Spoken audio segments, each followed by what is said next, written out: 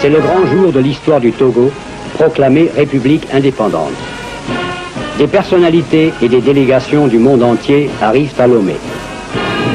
Parmi elles, le ministre allemand de l'Agriculture, M. Schwarz.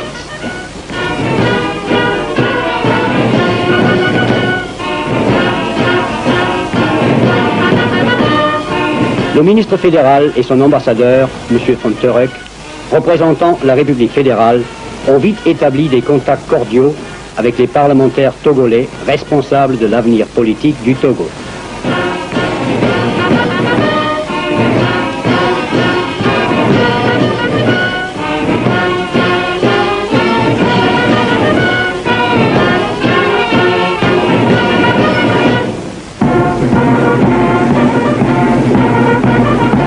« 27 avril, 0 heure. Le drapeau du nouvel État est hissé au-dessus de la ville plongée dans la nuit. C'est à la fois l'apogée et la fin d'une étape importante d'une évolution politique qui, sans faire couler le sang ou les larmes, a mené un pays à l'indépendance.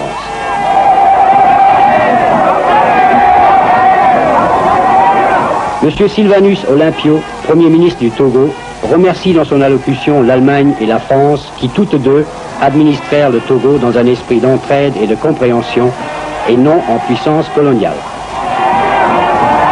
Lomé dans la liesse. Devant le monument de l'indépendance, les Togolais fêtent la naissance de leur république.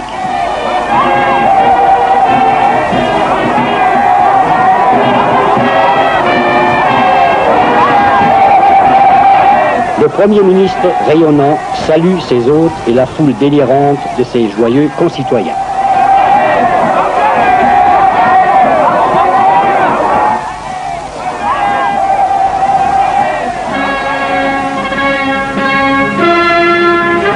Le monument de l'indépendance, qui associe l'expression vigoureuse de l'art autochtone africain à une réalisation de style moderne, est le symbole de l'orgueil et de la joie de l'œuvre accomplie.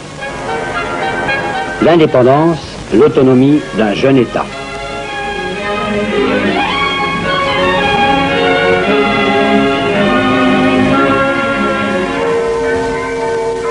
Le passé n'est pas oublié pour autant.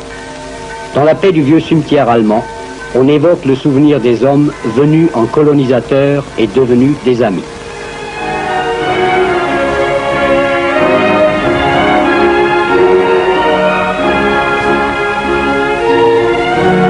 Sur la tombe du gouverneur Köhler, qui administra la colonie de 1895 à 1902, et fut le seul haut dignitaire allemand à trouver son dernier repos en terre togolaise, le ministre fédéral, M. Schwarz, dépose la couronne du gouvernement fédéral d'Allemagne.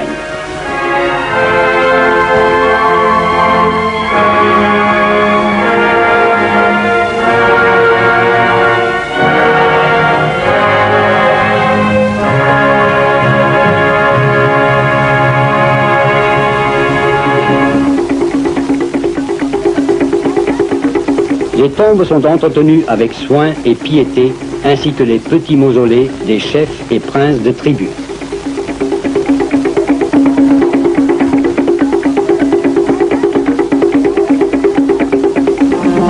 Devant l'édifice gouvernemental, la garde rend les honneurs. L'ambassadeur des États-Unis présente ses lettres de créance.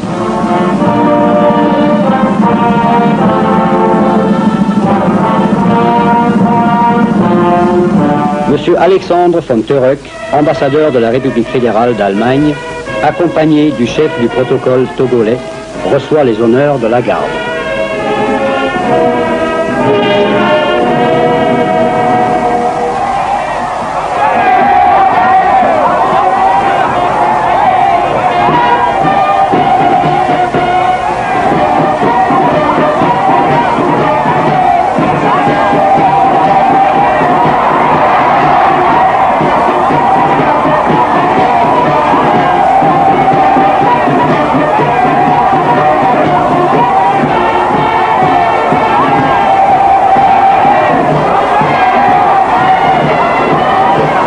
Des heures durant, les Togolais défilent devant leur premier gouvernement indépendant. L'armée est également présente à cette grande manifestation. Elle est encore modeste et compte porter ses effectifs à 600 hommes au cours des années à venir.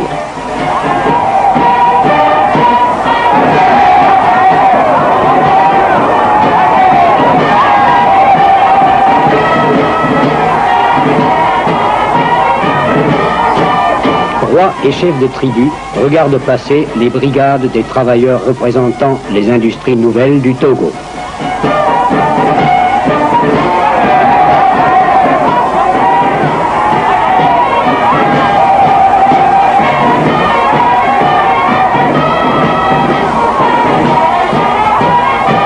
Et puis, voici les enfants, futurs citoyens libres d'un jeune et fier État. Ce qui importe pour eux, aujourd'hui, c'est le jour de congé et le grand défilé.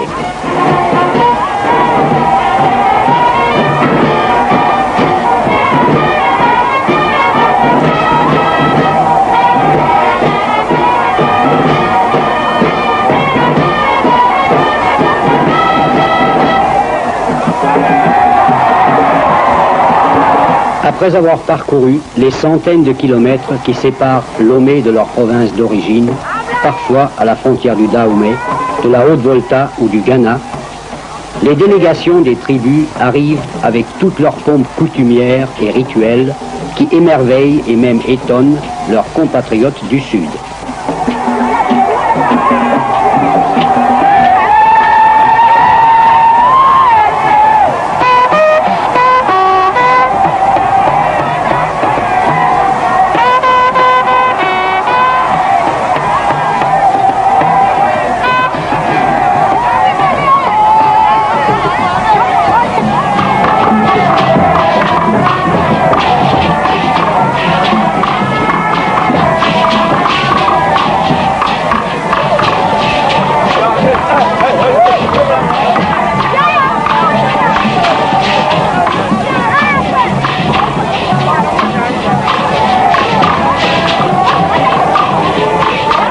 Les rois des diverses tribus, les chefs de village et les délégués de district arrivent parés de leur couronne en or massif pour fêter cette journée entourée de leurs amis et sujets.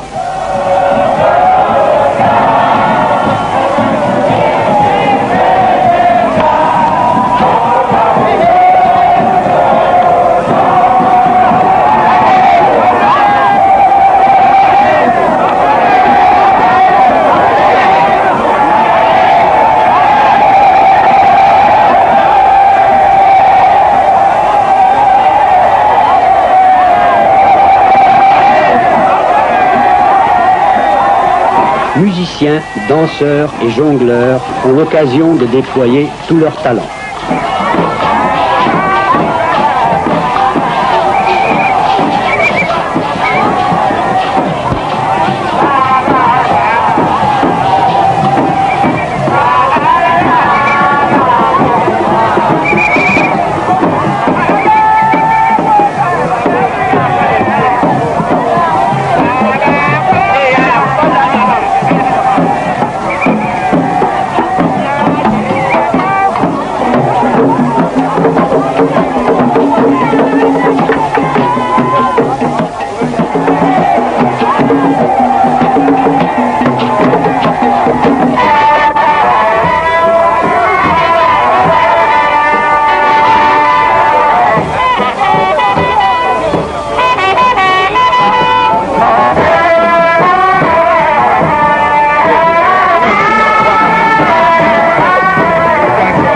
Plusieurs jours de suite, les Togolais fêtent la naissance de leur république.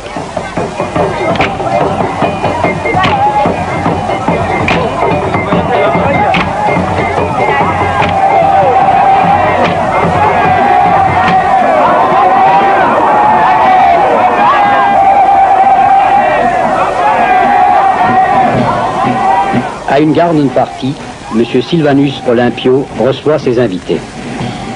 Qui est cet homme appelé à guider les destinées du jeune État africain? Il a 58 ans. Il fréquenta des écoles allemandes, françaises et anglaises, fut étudiant à Londres et dès 1929, un des directeurs généraux de la grande société Unilever. Il quitta cette société pour se mettre au service de son pays natal, du peuple togolais, qu'il désire voir progresser et s'émanciper au sein d'un État moderne et indépendant. La tâche qu'il s'est proposé d'accomplir est ardue. Il aura à combattre la misère, l'ignorance et les superstitions.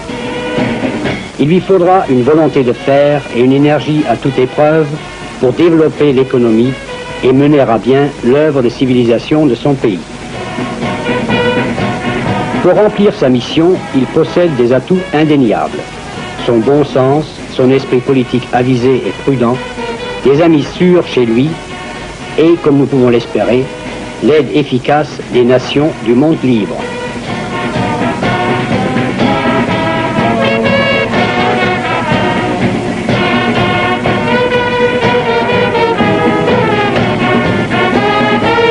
Mais aujourd'hui, les problèmes et les soucis n'ont pas été sortis des tiroirs du bureau ministériel.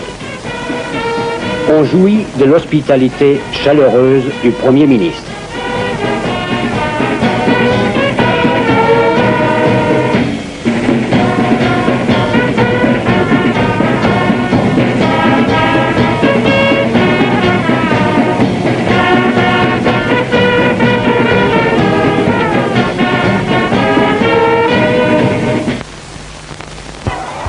Invité d'honneur de la jeune République, le duc Adolphe Frédéric de Mecklembourg, dernier gouverneur allemand du Togo, est cordialement accueilli.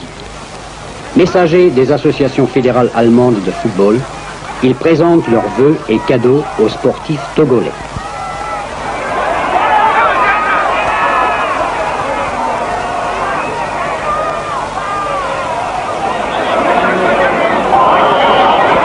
Le football est le sport favori. Il existe environ 80 associations officiellement reconnues et le 11 national du Togo a déjà remporté de belles victoires. Ici, en jersey rouge, il affronte l'équipe du Ghana.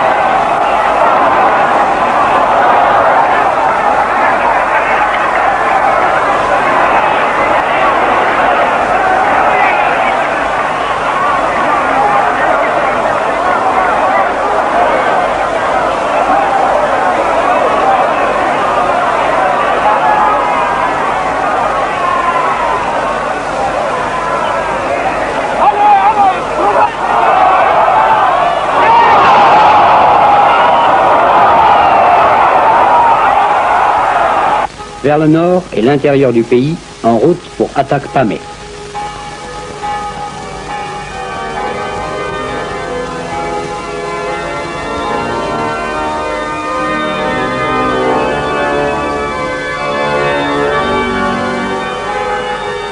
Dans la vieille église allemande, les catholiques viennent de célébrer une grand-messe en l'honneur de l'indépendance nationale.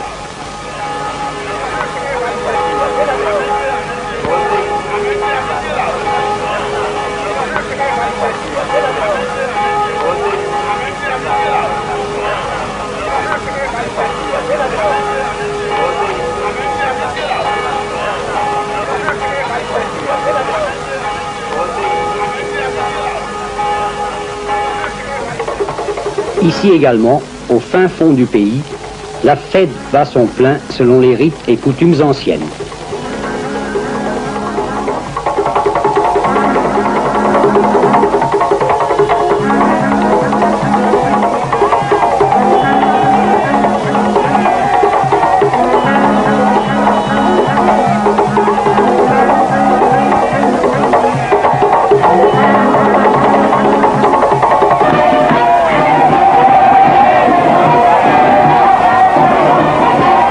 À Amlamé, les gendarmes se régalent de chachlik rôti à la broche.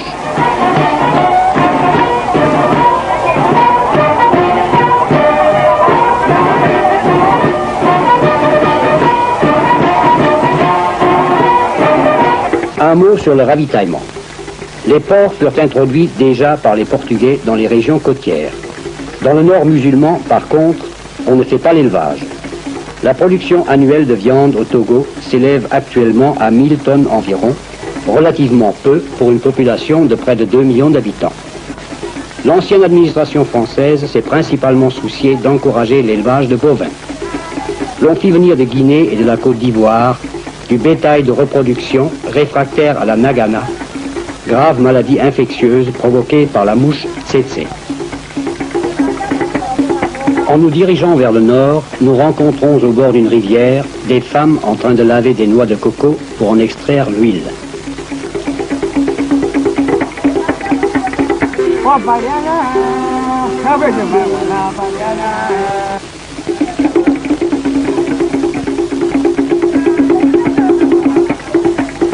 Les plantations de cocotiers au Togo couvrent aujourd'hui une superficie d'environ 6250 hectares. La production a atteint 3520 tonnes en 1957. L'aliment de base des Togolais est toute une variété de céréales de l'espèce du sorgho. Cette culture est la plus étendue des exploitations agricoles. Ici, l'alimentation nous paraît un peu monotone et déréglée. L'ordinaire pourrait être amélioré. Cependant, il serait absolument faux d'imaginer les Togolais et d'autres peuplades et tribus de l'Afrique occidentale sous-alimentés. On compte 4000 calories en moyenne par habitant et par jour, ce qui est appréciable. Au marché, parmi d'autres denrées, se débite la canne à sucre. Aux abords du marché, voici une coiffeuse à l'œuvre. Avec art et dextérité, elle tresse les mèches de cheveux de sa cliente en petites torsades raides et effilées pour la rendre plus séduisante. Les professions artisanales, comme celles de tailleur, de menuisier, de serrurier, de cordonnier, sont établies avec les Européens. Partout aujourd'hui, l'on trouve des petites entreprises artisanales, comme ce chantier où l'on façonne des briques en terre glaise, comme au temps des ancêtres.